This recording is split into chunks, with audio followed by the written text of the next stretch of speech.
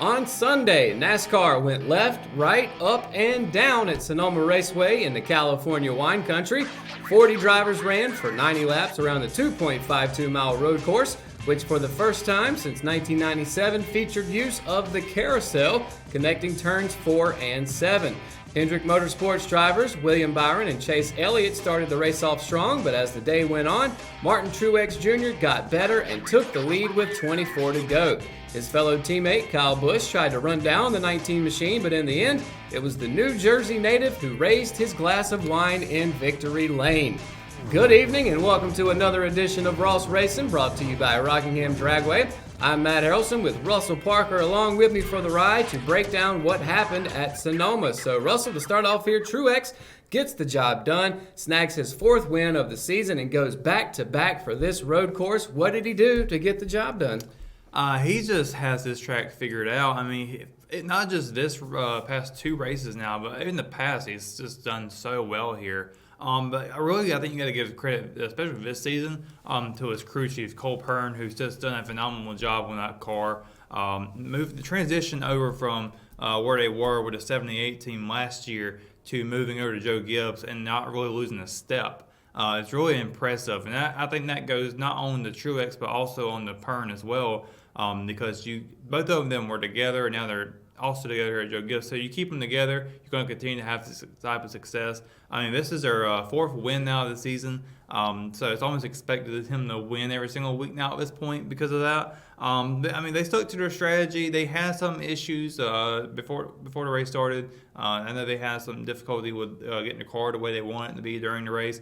They finally got it figured out. They kept to their strategy, whereas Kyle Busch, who tried a different strategy, it didn't work out for him, but it worked out for Truex. So in the end, it kind of came down to a strategy. I'm not sure if Kyle Busch could have made it and kept up and eventually got to Truex. He was coming closer to him, but I don't think with another 5 laps, I don't think Truex would have let him have it. Yeah, it kind of seems like we're starting to see the Truex of last year a little bit. Oh, so. Definitely. Well, after the race, Kyle Busch met up with Truex to congratulate him on his victory, but less than a year ago, these guys were rivals. Now they're teammates, who you just mentioned, who share 8 wins together of 16 races this season. So is the rivalry still hot? I mean, that's half the season right there. They got wins alone, and Joe Gibbs has 2 more to their name, so they got half the season right now in their favor. But yeah, I mean, right now, Truex and Busch are pretty tied up, and they're tied up in wins, 4 wins. Busch, I'll probably give him the advantage here in terms of who's better than the other right now. I mean, when you complete all but like 30 laps of entire seasons of her, that's pretty impressive for Busch.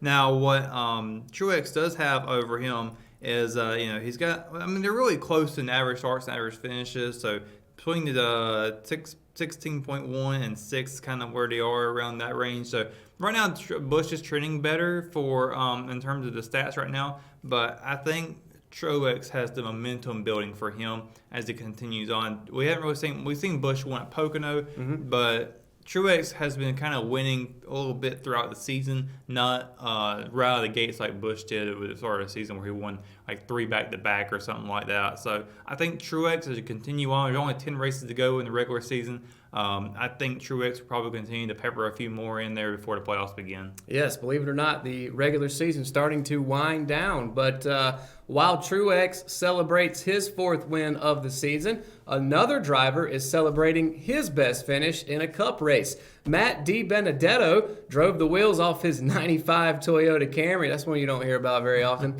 and took home a 4th place finish, only losing to Truex, Busch, and Ryan Blaney. Now, some notable drivers that he passed in the closing 11 laps were 2-time 2019 winner Denny Hamlin, 2014 champion Kevin Harvick, and 7-time champion Jimmy Johnson. DiBenedetto's previous best was 6th in 2016 at Bristol. So Russell, DB's not a driver we normally hear about, so this is certainly a big deal, right? Absolutely. And not only he's racing for Levine Family Racing, which is a very underfunded team, but they have a Joe Gibbs alliance, so they kind of got a little help from them. But nevertheless, it's still difficult to even get a top 10 half the time. And he's only for this season right now, he's only finishing an average of 23.2. So that's in the back half of the field. But he's probably one of the better drivers, besides Casey King, probably one of the better drivers that Levine Family Racing has ever had in that 95 car.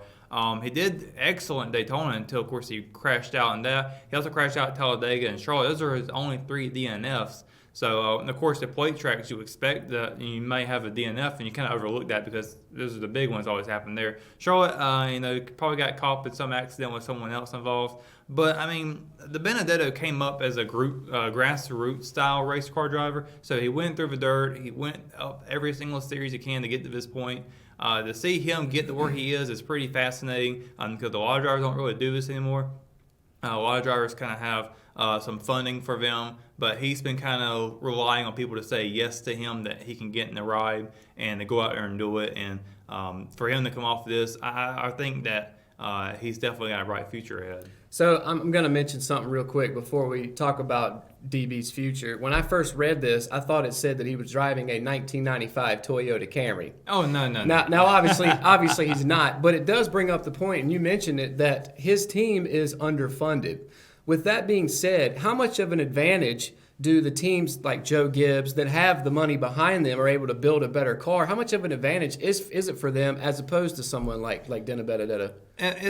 It's really significantly a big difference. I mean, you have Hendrick, Penske, Joe Gibbs, those kind of your big three teams really in NASCAR. And then you kind of have like Chip Ganassi, Richard Childress Racing. They're kind of the middle type of teams right now. With Roush Fenway is probably in that mix as well. Then you have teams like Levine Family Racing, Furniture Row. Well, Furniture Row was Truex, right. Front Row Motorsports. Those are the underfunded teams down there in the very back, and they're kind of just racing to be able to get their name out there to hopefully get into a bigger ride in the future. It's hard to do that, though, when you got big names down in the Xfinity Series who are automatically taking those rides when they get there. Alex Bowman is probably one of the guys who got lucky enough to get into a big ride when he's been kind of running the Cup Series for many years. Whereas, you got guys like Chase Elliott who jumped from Xfinity right into a big funded Cup team. So, I mean, there's a lot of play in what underfunded teams can do, but most of the time it's because the sponsorship isn't big for them, right. And that can hurt them. But I always feel like that if you're racing in the Cup Series, you're one of the biggest drivers ever in NASCAR or in the world, really, because you're at the top level, and you expect to be able to get sponsorship even for those underfunded teams. But I guess it's just kind of, I mean, there's some teams who may only use the same car all season long. They probably can't afford enough bodies for it. Not enough crew members to hire. All that comes down to it, and it's just it's really kind of a mess for those teams down there at the bottom.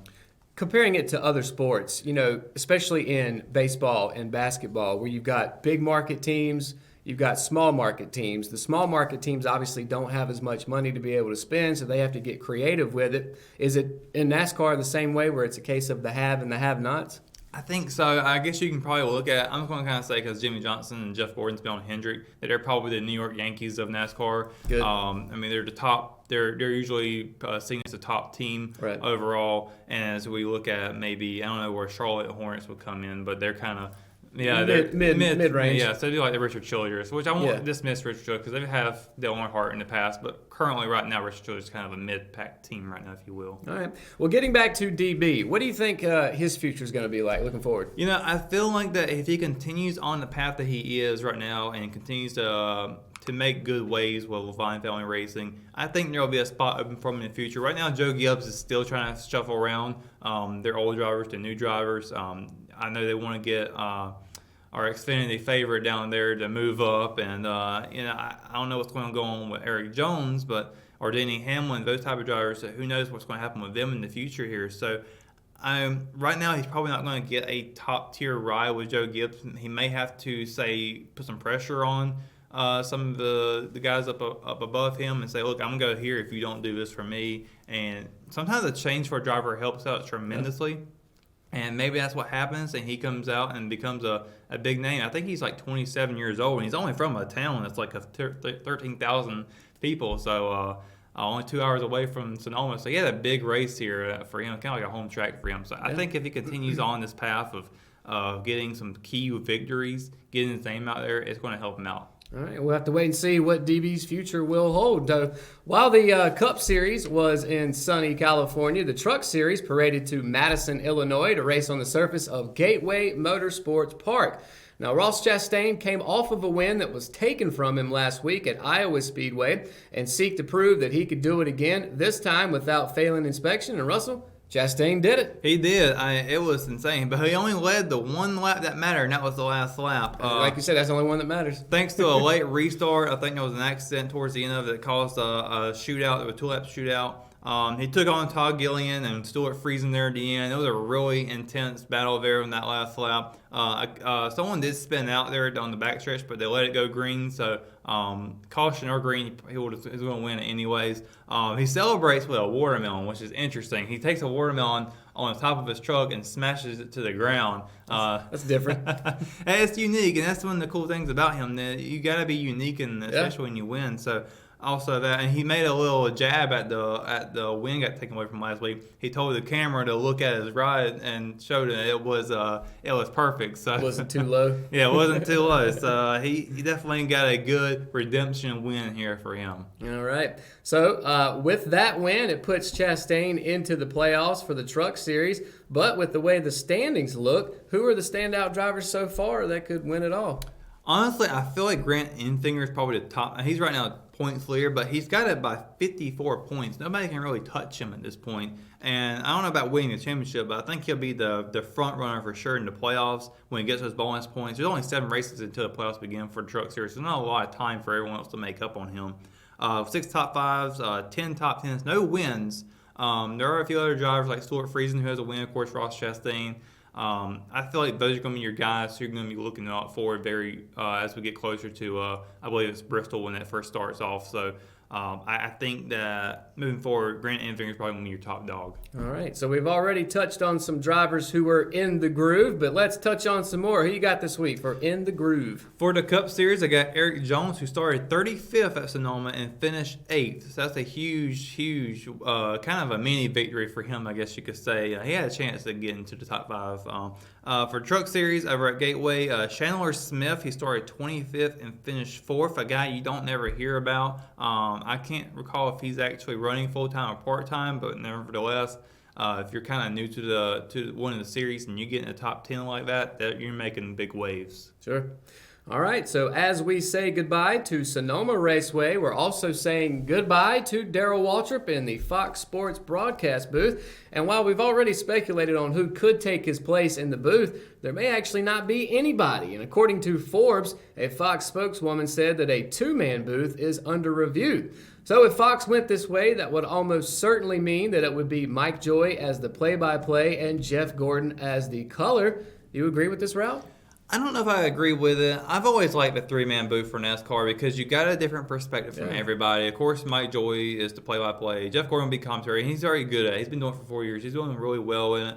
But I like having that third perspective, especially if you got a crew chief. If you got a driver, get a crew chief. I keep saying this over and over, but they have to do this. I really feel like they're going to cut away. And maybe because somebody a little bit older, I still think Larry McReynolds could do it. But, I mean, anyone else that's been a crew chief, who may be close to retirement or already has and has been in the game for quite some time, I feel like they could get him on board and make some waves on that. I don't really agree with them doing a 2-man. I mean, I agree with the talent they got, but I disagree with having less than 3. All right. Well, Russell says he's available if y'all need a third. Yeah. So, but the Cup and Xfinity Series is going to be joining the trucks in Illinois as they prepare to take on the 1.5-mile track of Chicagoland Speedway in Joliet. Now, Russell, what do you expect to see out of this race on the outskirts of the Windy City? You know, this track has been kind of moved around the past few years. It used to be the start of the playoffs, or at the time it was a chase. Now they kind of moved it to the middle of the season. I feel like this track's pretty good. What's interesting about this, it's not your typical mile and a half. The backstretch of it is kind of curved, so it's kind of blows your mind a little bit as you're going down that backstretch. It looks, maybe you might think it's straight, but you might get a little clip of the wall because it's curving out and then coming back in, so you might not get a straight drive on that backstretch. So it's really unique for that. But as far as the way the racing will be, I think that you're going to see kind of something similar to what you've seen at Las Vegas earlier this season, but kind of mixed together with what Kansas. Actually, I think it'll be more like Kansas, which was arguably one of the best races of the season so far. Now, this being a daytime race, that's why I think it's going to be closer to the Las Vegas style. So I think you're going to have a close mixture of it, but I feel like it's going to be a better race than what we saw at Las Vegas. All right. And before we finish up tonight's show, let's head to the Rock Block, of course, brought to you by Rockingham Dragway. And again, as we mentioned every week, always something going on out at the Dragway. This weekend, no different. Taking place on Saturday is going to be the MXA, Mass Acceleration Motorsports Street Drags and Test and Tune. Gates are going to open up at 4 p.m. You can run all the way until 11 o'clock on Saturday night. So here are some of the rules real quick in case you're watching us and want to head out there and participate. Tech cards must be filled out completely with the correct car number, of course. All drivers must have a proper wristband and apply that when your tech card is purchased. Helmets are regulated by the sanctioning organization, and they call for helmets if the vehicle runs quicker than 13.99 in the quarter mile. Of course, if you need to find out, you can check with the Dragway. Can your car go that fast? No, absolutely not. Absolutely not. I can't either. Even if you nosed it up, it wouldn't go that far. Nos?